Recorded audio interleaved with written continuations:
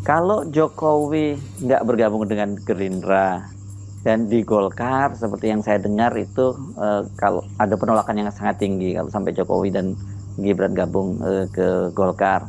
Sementara rencana deklarasi Projo sebagai parpol itu ditunda dan Kenapa kemudian tunda nih? pernyataan Jokowi Gas, bahwa partainya perorangan, ini kan ketika tunda. ditanya seperti itu ya, partainya itu adalah perorangan, menunjukkan Jokowi itu sekarang ya mulai ditinggalkan ya, dia mulai sendirian. Kan pertanyaan terakhir adalah siapa yang membela Jokowi? Apakah jelas tidak ada lagi tokoh politik yang ingin menyelamatkan Jokowi kan? Apakah Gerindra ingin membela Jokowi? Ya tidak mungkin. Gerindra Tidak punya mungkin. perencanaan politik ke 2029. Gerindra tentu punya cara yang sifatnya taktis untuk berselancar di tengah-tengah guncangan politik hari-hari ini. Kan itu yang memungkinkan Gerindra terus-menerus untuk mengucapkan bahwa Presiden Prabowo sudah memutuskan untuk pro rakyat. Presiden Prabowo akan mengevaluasi ulang Omnibus Law. Presiden Prabowo akan memikirkan kembali soal IKN atau bahkan diminta untuk memikirkan kembali soal PIK 2 tuh. Jadi kalau kita lihat dari segi isu politik hari ini, Aguan misalnya, Pak Aguan itu juga bahkan secara terang-terangan menyodorkan problem bahwa dia dipaksa oleh Jokowi. Nah sekarang nggak mungkin lagi dipaksa tuh. Jadi kita tidak lagi melihat ada elite baik dari segi bisnis maupun politik yang akan berupaya untuk memberi kesempatan pada Jokowi untuk mencari rasa aman atau paling nggak rasa nyaman di partai-partai politik. Kan nggak ada lagi isu itu. Jadi kalau Jokowi mondar-mandir nanti cari cara untuk makan siang, cari cara untuk ketemu pers, itu artinya semacam upaya yang sia-sia sebetulnya. Kita harus terangkan itu karena tidak ada kekuasaan yang bisa melanggengkan diri sepenuh-penuhnya. Itu. Assalamualaikum warahmatullahi wabarakatuh. Kembali lagi di channel Gambas LJ. Ini ada video dari Bung Rocky Gerung guys, membahas tentang atau ya berkomentar tentang Jokowi mulai ditinggalkan Gerindra, tolak halus keinginannya bergabung setelah dipecat PDIP guys. Ini apa ya ini? Maksud dari judul atau perkataan ini guys, kita simak guys. Wow, kenapa sampai ditolak, dengan alasan apa ini? Halusnya tegas. Ketua Harian Partai Gerindra nih, Bung Rocky ya, yakni Sufmi Dasko Ahmad menyatakan partainya belum menyiapkan posisi untuk Jokowi dan mengaku belum tahu apakah Jokowi itu ingin masuk Gerindra atau ada rencana lain. Spekulasi bahwa Jokowi ingin bergabung dengan Gerindra itu muncul setelah dia dipecat dia dan keluarganya, maksud saya, dipecat PDIP, dan kemudian tiba-tiba saja Jokowi itu menemui Prabowo di rumah pribadinya di Jalan Kertanegara. Ya, pada waktu itu alasannya Jokowi katanya dia ada di Jakarta dan diundang oleh Pak Prabowo makan ke rumahnya, ya akhirnya dia datang gitu. Dan selesai pertemuan itu, ketika ditanya oleh wartawan apakah Jokowi itu akan masuk Gerindra, ya Prabowo menyatakan bahwa ya Gerindra itu sebagai partai yang terbuka gitu. Dia tentu akan senang kalau Pak Jokowi bergabung ke Gerindra. Siasat Pak Jokowi untuk memperoleh dukungan politik sepertinya sudah selesai itu, karena Pilkada DKI terutama jadi penentu, bahkan penentu final tentang berakhirnya genggaman Jokowi terhadap politik. Bahwa dia bisa menang di Sumatera Utara maupun di Jawa Tengah itu hal yang mudah untuk diterangkan, karena aktivitas politik di dua tempat itu betul-betul dikendalikan dengan kekuasaan jaringan, kekuasaan sprindik bahkan, dan kekuasaan uang. Tetapi Jakarta menjadi satu pertaruhan yang akhirnya merumuskan atau menyimpulkan bahwa Jokowi sudah selesai. Dan itu sebetulnya tanda yang paling jelas dari keinginan publik untuk mengakhiri pengaruh Jokowiisme di dalam politik Indonesia itu. Kita mulai memasuki satu era untuk mulai membayangkan bahwa politik akhirnya harus didasarkan pada etika publik. Dan Presiden Jokowi adalah contoh paling buruk atau satu-satunya contoh contoh buruk pasti tentang bagaimana etika politik itu diabaikan, berbohong, berkhianat pada partainya sendiri, kan itu satu sinyal atau bahkan satu penanda sejarah bahwa beliau betul-betul tidak paham tentang apa itu etika publik itu. Jadi kemungkinan Jokowi akan dapat dukungan partai, yaitu juga sekedar percakapan di dalam dirinya sendiri kan.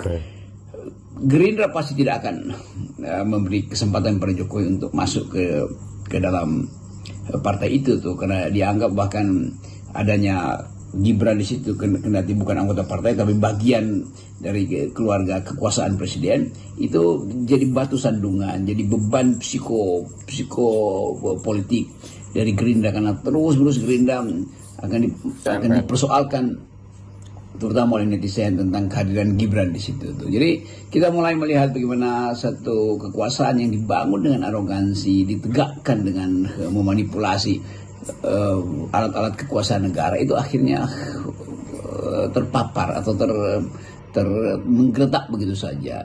Keterangan Pak Dasko bahwa Gerindra belum memikirkan posisi Jokowi itu penanda halus bahwa Gerindra sebetulnya menolak.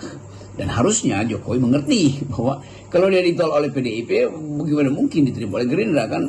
Masa barang bekas PDIP diterima oleh Gerindra? Kira-kira begitu kasarnya kalau kita mau pakai satira. Spekulasi tentang kemana Jokowi akan berlabuh dan sebagainya itu ya kan, ini menarik karena orang kemudian mulai mengkalkulasi bagaimana masa depan hubungan Jokowi dengan Mega, atau mungkin lebih tepatnya itu persaingan Jokowi Mega. Itu menjadi lebih menarik setelah Pramono Rano yang diusung PDIP memenangkan Pilkada Jakarta. Kemenangan di Jakarta tentu membuat posisi PDIP itu lebih pede, kendati mereka dikalahkan di Jawa Tengah dan Sumut. Ingat, Jakarta ini adalah posisinya sangat strategis. Betul. Di dalam setting politik yang lebih strategis, kita mesti membaca kemenangan Pramono Anung terhadap Ridwan Kamil itu bukan kemenangan di dalam pertandingan Gubernur Jakarta, tapi kemenangan PDIP terhadap Jokowi, kan begitu cara melihatnya tuh. Jadi kalau kita tempatkan itu dalam perspektif tadi, itu persaingan antara Megawati dan Jokowi, itu artinya Megawati memenangkan persaingan itu. Dan apa akibatnya? Ya akibatnya ini jadi vitamin bagi PDIP untuk meneruskan semacam upaya mempersoalkan seluruh kejahatan politik Presiden Jokowi selama 10 tahun atau dalam 3-4 tahun terakhir ini, terutama terhadap PDIP, lalu terhadap konstitusi, lalu terhadap negara.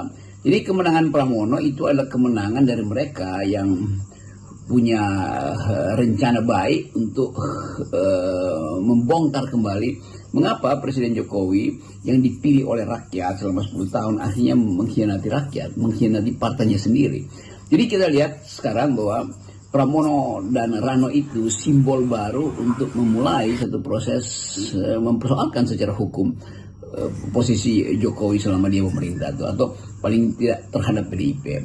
Dan kemungkinan itu bisa dibawa di dalam sidang-sidang parlemen, lalu dimulai diperiksa kebijakan mana sebetulnya yang menyebabkan disparitas ekonomi selama Presiden Jokowi memimpin itu jeblok. Kalau itu salah kebijakan nggak ada soal, tapi kalau itu di dalamnya ada unsur-unsur kriminal, yaitu penyogokan atau memanipulasi angka atau menyodorkan eksklusivisme pada satu kelompok, kan itu juga problem yang menyebabkan kita sebagai rakyat itu merasa bahwa pajak kita itu dimanipulasi oleh Jokowi, bahwa anggaran yang seharusnya menghasilkan kesejahteraan justru menimbulkan disparitas. Kan semua itu juga adalah problem ketika Jokowi memerintah. Kita mau lihat itu, dan kesempatan itu terbuka hari ini dengan menangnya Pramono Anung dan Rano Karno terhadap Ridwan Kamil dan Suswono. Itu artinya menangnya mereka yang menginginkan kejujuran dalam politik dan mereka yang memakai politik sebagai alat memanipulasi. Kan itu intinya, bahwa nanti grupnya atau Gerindra yang membackup Ridwan Kamil akan bawa ke Mahkamah Konstitusi, ya itu persoalan hukum biasa tuh. Tetapi isu yang lebih mendasar adalah PDIP memenangkan satu era di mana kelegaan kemudian muncul bahwa Jokowi akhirnya gagal untuk menggenggam politik Jakarta. Dan politik Jakarta adalah ukuran untuk semua politik yang lain, karena Jakarta bukan sekedar pusat politik dan bisnis, tapi pusat akal sehat dan pusat penilaian etis terhadap kekuasaan Jokowi yang penuh dengan kebohongan. Kalau Jokowi nggak bergabung dengan Gerindra dan di Golkar, seperti yang saya dengar itu kalau ada penolakan yang sangat tinggi kalau sampai Jokowi dan Gibran gabung ke Golkar. Sementara rencana deklarasi Projo sebagai parpol itu ditunda, dan kemudian pernyataan Jokowi bahwa partainya perorangan, ini kan ketika ditanya seperti itu ya, partainya itu adalah perorangan, menunjukkan Jokowi itu sekarang yang mulai ditinggalkan, dia mulai sendirian. Kan pertanyaan terakhir adalah siapa yang membela Jokowi? Apakah jelas tidak ada lagi tokoh politik yang ingin menyelamatkan Jokowi kan? Apakah Gerindra ingin membela Jokowi? Ya tidak mungkin. Gerindra punya perencanaan politik ke 2029. Gerindra tentu punya cara yang sifatnya taktis untuk berselancar di tengah-tengah guncangan politik hari-hari ini.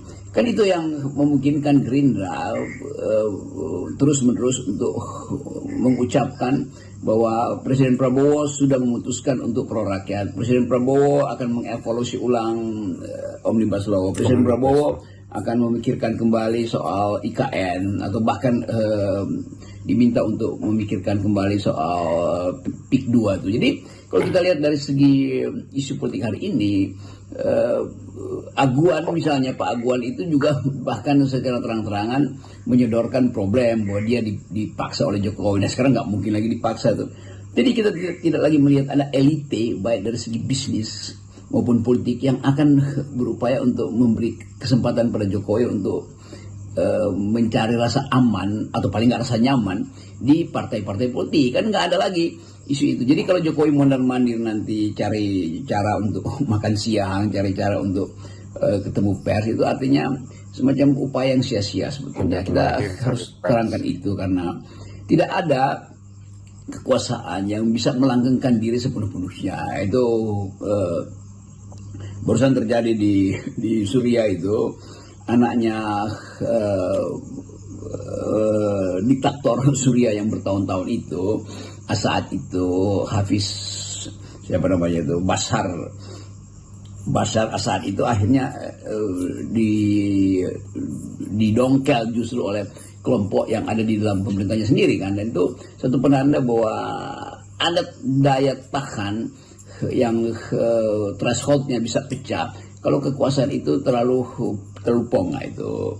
Dan kita nggak perlu belajar dari Suriah, kita belajar dari dalam negeri sendiri betapa seseorang yang berupaya untuk melanggengkan kekuasaan akhirnya jadi luntang-lantung tuh, ngundang segala macam tokoh yang seolah-olah disponsor dia. Lalu tokoh-tokoh ini yang saya maksud bupati dan wali kota atau gubernur yang baru terpilih karena dukungan Jokowi, lalu datang ke Solo untuk mengucapkan terima kasih. Tapi kita bisa lihat tuh bagaimana wajahnya itu sebetulnya wajah yang tidak tulus tuh, karena menganggap oke, sementara ya biarlah karena Jokowi kira-kira masih ingin dihibur tuh. Tapi hiburan itu pasti lambat laun akan berakhir dimakan oleh suasana politik, dimakan oleh realitas ekonomi. Jadi Pak Jokowi harus siap-siap justru untuk secara lega mengatakan ya saya memang udah selesai. Nah kalau kita kaitkan dengan kemenangan PDIP di Jakarta, Bung Rocky, seberapa signifikan dampaknya ini pada posisi Gibran? Ya benar, impact dari merenggangnya genggaman Jokowi pada politik Jakarta itu petunjuk bahwa sebetulnya impact itu atau itu berakibat pada melemahnya kedudukan Pak Wapres yang adalah anak presiden di dalam konstelasi politik. Kan itu satu paket aja kan. Kan Gibran itu diperkuat kedudukannya sebagai skrup oleh obeng yang namanya Jokowi itu. Nah sekarang obengnya patah, itu artinya skrupnya itu tidak bisa dikencangkan lagi. Kira-kira begitu metafornya tuh. Nah saya ingin menerangkan bahwa kondisi wakil presiden akan selalu ada di dalam kecemasan karena tidak punya lagi backup atau backing, yaitu bapaknya sendiri itu. Dan menuju 2009, begitu banyak orang yang melihat peluang, setiap partai pada akhirnya akan berpikir untuk mengkader dirinya sendiri supaya ada peluang untuk berkompetisi di 2009. Sementara Gibran, ya sebagai wakil presiden, itulah fungsi seremonial aja, tidak punya kapasitas untuk memungkinkan dia beredar secara real di dalam politik. Saya sebut beredar secara real, kayak yang sekarang beredar secara tidak real. Kan beredar hanya dengan membagi-bagi hadiah, mondar-mandir di tempat-tempat yang ada bencana, padahal itu sebetulnya bukan fungsi dia, tuh kan fungsi dia mestinya membantu presiden mengkonsepkan banyak hal, tapi kemampuan itu juga nggak ada. Jadi Gibran atau Pak Wapres ini, Pak Gibran ini sudah juga mengalami fatigue yang sama, political fatigue, kelelahan politik. Karena mau di backup dengan cara apapun, dia hanya bergantung pada tim yang disodorkan oleh bapaknya untuk membuat Pak Gibran itu selalu ada di depan kamera. Nah pertanyaannya, berapa banyak event yang harus dihadiri oleh Gibran supaya namanya melambung terus? Kan nggak ada kan? Event apa? Masa setiap hari ada event peresmian atau setiap hari nunggu banjir untuk didatangi? Kan bukan itu pandangan publik terhadap wakil presiden. Jadi justru makin saudara Gibran itu melengkapi dirinya dengan kamera-kamera palsu, maka semakin rakyat Indonesia menganggap bahwa ini sebetulnya upaya untuk menegakkan benang basah. Jadi saya kira itu masalah kita di sini. Begitu sang ayah kehilangan genggaman, demikian juga anaknya itu. Jadi skrupnya Gibran itu akhirnya makin longgar karena obeng Jokowi itu patah. Kira-kira begitu metafornya. Oke guys, alhamdulillahirrahmanirrahim. Itu tadi evaluasi atau tanggapan atau komentar atas isu-isu yang berkembang di politik guys dari Bung Rocky Gerung. Dan isu-isu ini menyangkut juga tentang pilkada DKI yang dimenangkan oleh calon dari PDIP guys, yaitu Pramono Rano guys. Dan ini menurut analisa dari Bung Rocky Gerung ini adalah kemenangan PDIP dari Pak Jokowi guys. Karena yang kemarin-kemarin itu istilahnya PDIP dan Pak Jokowi lagi gencar-gencarnya untuk bersaing di pilkada DKI guys, dengan segala upaya atau segala kampanye yang disiarkan. Rata-rata calon presiden Republik Indonesia itu dari gubernur DKI Jakarta guys, karena sangat strategis DKI Jakarta guys, atau tempat ibu kota, tempat bisnis atau tempat yang lainnya guys, karena itu sangat menjadi acuan, sangat layak untuk memimpin Indonesia guys. Agaknya gitu sih. Saya kurang tahu juga. Dan Bung Rocky Gerung tadi juga menyampaikan Gerindra mulai meninggalkan Pak Jokowi, yaitu dengan halus menolak atau menghindari, istilahnya menghindari Pak Jokowi untuk gabung ke Gerindra guys.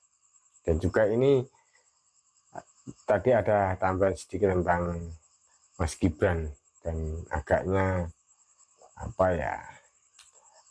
pengaruh Pak Jokowi di dunia politik atau di Indonesia sudah mulai redup, dan kini tinggal Pak Gibran kedepannya bisa menjadi hebat atau bisa untuk menjadi cawapres atau capres di kemudian hari guys. Oke, semoga ini bisa mengedukasi dan juga kita bisa memilah-milah yang terbaik untuk kita, untuk tambahan ilmu juga tambahan informasi. Oke, wassalamualaikum warahmatullahi wabarakatuh. Kambas LJ.